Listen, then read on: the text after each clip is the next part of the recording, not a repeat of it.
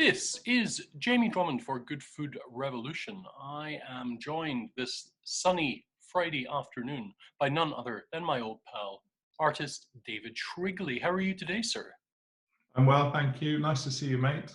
Lovely to see you. Now, where are you located at the present moment in time? I am in the spare room of our house, which doubles as my studio since lockdown. And I am in East Devon, Lovely. between Sidmouth and Lyme Regis, in a small coastal village. If you know where that is, in the southwest of England. A beautiful part of the world, yeah, most definitely. Really nice, yeah. It's a nice place to be locked down. So how has your lockdown been? I saw a little thing in The Guardian explaining your lockdown situation. And that was one of the reasons I wanted to chat with you. How has your lockdown been? Um, for people like me, my life has probably changed about 5%. Right. As a result of the pandemic. I'm very fortunate in that regard. But we have a second home. We're lucky enough to own a second home. We live in. We were sort of nominally based in Brighton, which is further along the coast to the east, about 3.5 hours drive from here. And we, once it all happened, we thought, well, because we have a dog, we don't have any kids. But the dog is a big part of our lives. So we thought, well, yeah, don't really fancy taking the dog for a walk in the city, or not taking the dog for a walk in the city. Right. So where we live, we can just get out of the house, never go on the road, go take a footpath to the beach, and not see anybody. So that's been really good. And because I'm a visual artist and I work mostly on paper, it's really easy to work at home. You know, this is kind of how I work anyway, to a certain extent. So the great thing for me has been, I mean, I realize it's not a great thing what's happened to us, but the benefit for me has been that I don't have to go anywhere, because I was traveling so much, and I'd forgotten about and realize how much I actually traveled, how much time I spent on the road, really, until I stopped, and what an effect it has on your life, just that constantly having to go somewhere. So I've really embraced it. I've really enjoyed it. I've been very productive. And whilst obviously it's a disaster for many people, and probably for me, it has a financial impact, a negative financial impact. But then again, yeah, I just love being allowed to make the work and not having to do anything else. So for me, that's been great. Like I say, you kind of forget how many other things you have to do in life. Once they're taken away, all you're left with is making the art and doing the VAT return, and that's it. It's a small VAT return as well, because we're not really doing a lot. So yeah, I think I was working more slowly in a way, taking more time, and just because I could, because suddenly all the exhibitions are cancelled, all the commitments are either postponed or cancelled. So it's been a really productive time for me. Good. What do you feel about the way your government has handled this crisis? I think they've made a bit of a balls up of it, to be honest. Yeah. I think you have to look at the death toll in our nation, in the United Kingdom, and then realise that we're actually an island. Surely it can't be that difficult to keep the numbers down if you're an island, but apparently it is, and apparently, I have little faith in my government, I have to say. I feel that they're actually a bit incompetent. I realise it's a giant challenge, but I think they could have done better. Right. How do you feel about I call it the easing? Because that's quite frankly terrifying me over here in Canada. And I'm watching what's going on in the UK, and I have lots of friends and family over there, so I worry a lot. Yeah, similar. I worry too. We have a village pub at the end of the road, which is just that way, which is actually 3 minutes walk from our Mm. house. And another one of the great things that I realised is that I don't really miss the pub at all. I didn't really like the pub. So we've been, as lockdown has become eased a little bit, with friends in the village, we've all been gathering in. The weather's been nice. So that's been really nice. But then there are other people who are going to the pub, usually the people who are chronic, lonely alcoholics and Sorry, holiday I'm laughing. makers. And and and holiday makers. And they're all in the pub. And I just took a walk past the pub at about 9:30 a few evenings ago, and I saw some of the alcoholics in there, and they beckoned me to come in. And I was just like, I'm going that way. So What is the British obsession with getting back to the pub to get our have our pint at the bar? I've no idea what that obsession is, but a lot of most of my friends here are very reticent to go back to the pub. Right. Um, and yeah, I think it depends how nice the pub is, really, in a way. You Well, realise, you had a great little pub round the corner from you back in Brighton, right? yeah, they've done really well actually. They're called the Hand in Hand, Yeah. and as you probably recall, they make their own beer on the Yeah. premises. Yeah.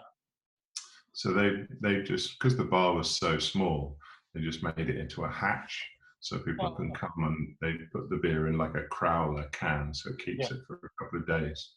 And that's been going really well, and they've been delivering it, and everybody's been observing the social distancing, and they've all the local barflies there have been sitting on what we call dog shit park across the road, which is Right. actually called that for a reason. They obviously don't have dogs, otherwise they wouldn't be sitting there. But anyway, it seems to be working for them, so that's been really nice. But I think, going back to your original question, the people and pubs, people don't behave well when they're in pubs. You know, they do really bad things, and actually just adhering to some, you know, social norm is not really going to happen there, is it? Yeah. Because people might go with the intention of behaving well, but I'm sure everybody just goes. People go out with a mission to get drunk, but they don't necessarily go out with a mission to be abusive and unpleasant to other people. But Yeah. that's usually what happens. Right. And I think under those circumstances, it's the whole pub thing is a recipe for disaster, as far as I'm concerned. And I don't know why other people are, people seem to be like, oh yeah, we'll go back to the pub. Why would you do that? I don't know. Maybe it'll be different when the weather gets cold here. But, quite a few more months of summer, so we'll see what happens. So if you don't miss the pub that much, what have you missed during lockdown? I miss, obviously you miss your friends, and you miss. I miss football matches. I like going to football matches, as you know, and I like live music. I miss live music. I think when we're finally able to go and see a live musical event again, that would be a nice thing. And a football match. It's not the same, even though it's on the TV. Yeah. It's kind of somehow frustrating watching football on the television. Speaking of live music events, I've been thinking a lot about nightclubs. Will nightclubs ever come back, or were we living in a golden era for being able to be part of a seething, sweaty organism that was the dance floor? Will that ever come back? Will people want to be in that kind of proximity to other human beings again? In New Zealand, yes, you can still go clubbing in New Oh, Zealand. all right, okay. There's a price that has to be paid. I think you have to be 14 days quarantine when you get there. But if you really, really, really want to go clubbing, you can. As far as I'm aware, you can do so in New Zealand. my, as you maybe recall, my sister lives in New Zealand. Oh yes. Not that she's into clubbing these days, but yeah, it can be done. But it's a good question. When will those days come back? I don't know. Just enjoy the other things that you're doing. Yeah, yeah. So how has your diet been during lockdown? My diet's been really good. It's been really agreed with me. I feel fitter than I've been in years. Been walking up the hill every day with the dog. Been doing this 8-16 diet. Lost a little bit of weight, which has been good. What's the Getting out. 8-16 diet? You eat all your in a 24-hour period. You have 16 hours of eating nothing, and you eat all your food in 8 hours, which isn't basically like you just have an early supper and then you Yeah. don't eat anything in the evening, and that's good because you're not tempted to drink any beer or eat any crisps in the evening, which is good. Been cooking a lot because no restaurant Yeah. options, no takeaway options, and that's been good. I actually cooked a Nigel Slater recipe this evening, which was lentil and sweet potato pie, Lovely. Very like nice. a vegetarian cottage pie, which was actually very tasty. I did it while Kim was away Hmm. because I have a form of bad cooking because I'm really bad at following recipes and stuff. But Right. I actually followed it. I adhered to it. Herbs out of the garden. Um, it was good. It was good. So I've saved some for her. I'm hoping she'll approve of it when she comes home tomorrow. And you said you were skipping that beer in the evening. How has your wine consumption been? Well, yeah, ditto with the wine. Right. Just save the wine for the weekends. And also, but as you know, we're quite flush with wine at the moment.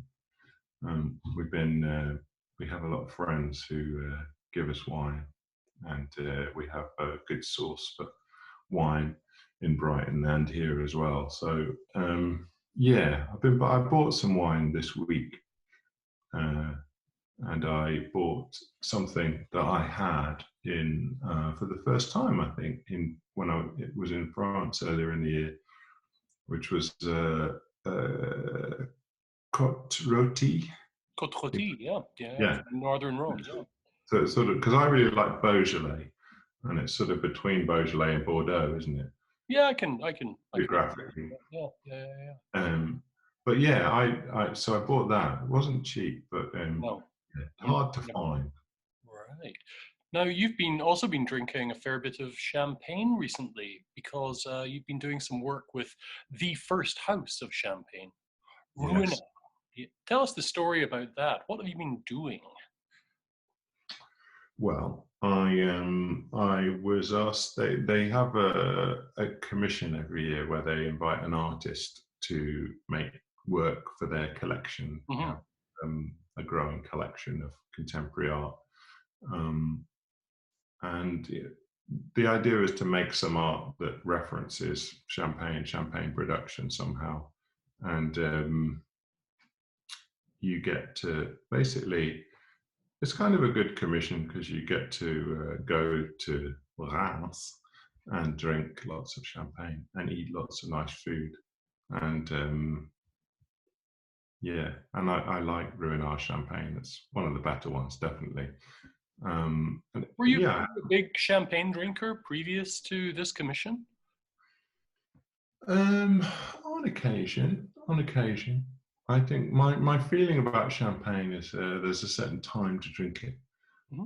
you know, and don't drink more than 5 glasses of champagne Right. because Okay. And because not because you get drunk, but because it gives you a really acid stomach. I think. yeah, I hear you. Yes. I hear you.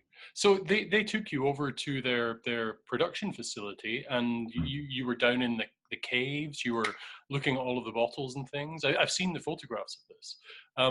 What did you learn about champagne? What surprised you about champagne with through that experience? I learned a lot about champagne. The production of champagne is obviously very specific and a very singular process.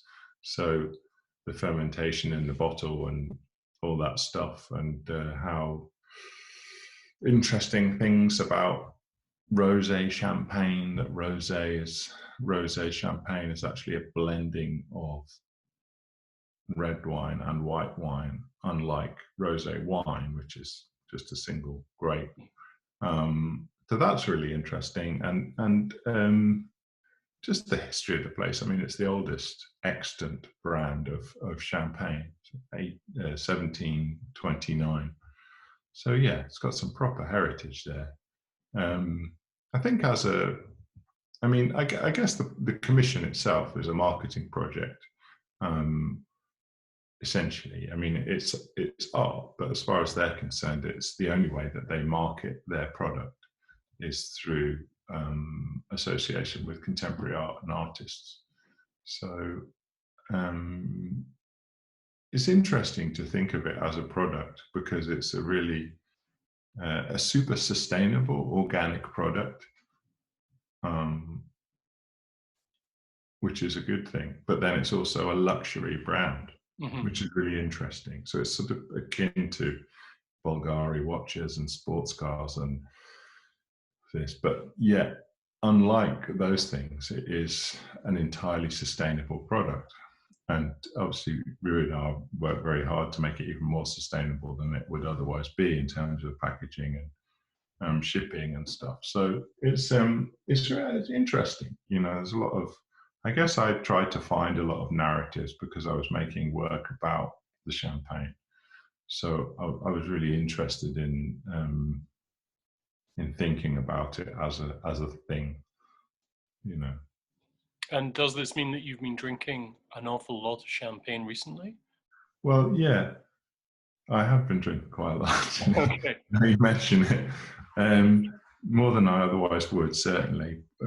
We actually get given 60 bottles as part of the commission arrangement. Oh boy. How much of that do you have left? Well, oddly, I haven't actually been given it yet. Oh, okay. So it's still to come.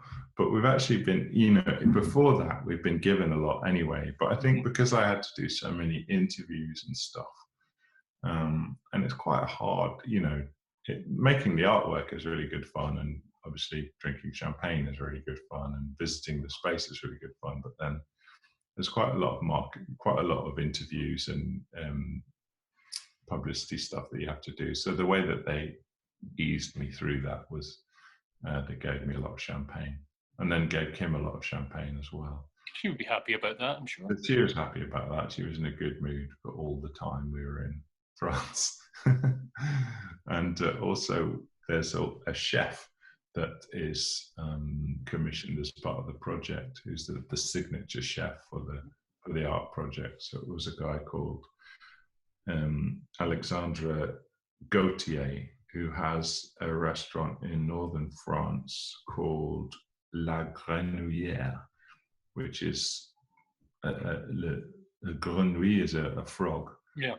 They're like the place of the frogs. And it's a really beautiful setting. And I went to his restaurant and spoke to him, and we went on the Eurostar from London and had lunch at his place, and then came back again, which felt amazingly decadent. Yeah, that's fantastic. There's something I didn't realize you could do it, because obviously I lived in Scotland for many years, which is how I know you. And living in the south of England, it's taken me a while to figure out you can actually go to France on the train, which is great. Sorry, dog's barking. It's all right. That's okay. Yeah, that's it. It sounds like the dream commission. Because when you told me about this back, when was it? It was actually last year when when I was down in Brighton. You told me about this commission, and I thought it sounded absolutely wonderful. And as I've watched it develop, I've been quite envious. Yeah, well, if you were an artist, it would definitely be your dream commission. Yes, yeah. But yeah, it's been a lot of fun. I've enjoyed it. I think with every commission, you learn something. There's no point in doing it unless you learn something. And I've learned a lot about, obviously you learn about champagne, but you just think about ways of making art and responding to art, to ideas in a certain way. And also, traveling and food and wine are, they're part of the good things in life. So the more you can do that, the better life is, I think. But yeah, some amazing food. And always, I've become, since we've known each other, my journey as a drinker, a wine drinker, has been quite a long one. In that I think when we first met, I liked wine, but I didn't really know an awful lot about it. And now I've actually arrived at a point where I'm starting to know things, and to have to admit that I know things about wine. That like I can even, and I've started to know what I like as well, in a way that basically I don't really want to drink anything that isn't French. So obviously working with Ruinart is because I get to go to France a lot. But yeah, French food and wine, I'm very much in love with. There's great wine everywhere you go, but a lot of the time you can't get it in the UK. French wine is very available, but yeah, I love French wine. So to end this interview on a high note, hopefully, every one of these kind of COVID-19 lockdown interviews, I always try to discover what the interviewee has gleaned from their lockdown experience. So perhaps something they've learned about themselves or about society, or just something they've really enjoyed about lockdown. Do you have any pearls of sage wisdom for me? Well, personally, I guess I've realised what I like doing and what I don't like doing, and all the things I've been doing in lockdown are the things I like doing, and there's only two things that I'm not doing that I would like to do. And one is go to a football match, and another one is go and see a band. But apart from that, everything else in my life, I'm quite happily dispensed with all the other activities like traveling and planes and trains and automobiles. That's all done with. I just like being here. I like being in the studio, and I like making art, and obviously walking the dog and having a glass of wine is also nice. But yeah, maybe it's a very obvious thing to realize, given that I've been a professional artist for 25 years. Yeah. But the thing I've realized is that I like being an artist and I like making art. Well, it's lovely to see your smiling face once again, and you're looking healthier than I think I've ever seen you. It looks like you've gotten younger. It's the country air. It's the country air. It's like you too, out in the countryside, out in the sticks. I don't know. I'm feeling I had to shave my head because the hair was getting out of control. I'll give you a very small peek. Yeah, exactly. Lockdown haircut. Kim did this, but it's grown back. It looks pretty sharp. That looks okay. She cuts it, and then she has the clippers, and then she goes. She stops and she goes, "Oh shit!" And I said, "Don't say that." And then she said, "No, it'll probably be all right. It'll be all right." And she keeps going and going and going. Anyway, lockdown haircuts. Yeah. On that note, thank you very much for joining us at Good Food Revolution today. Really appreciate your time, and hopefully at some point in the far-flung future, we will be able to share a glass of that champagne together. I hope so. Fantastic. Bye for now. Stay safe. Good to see you, mate. Take it easy.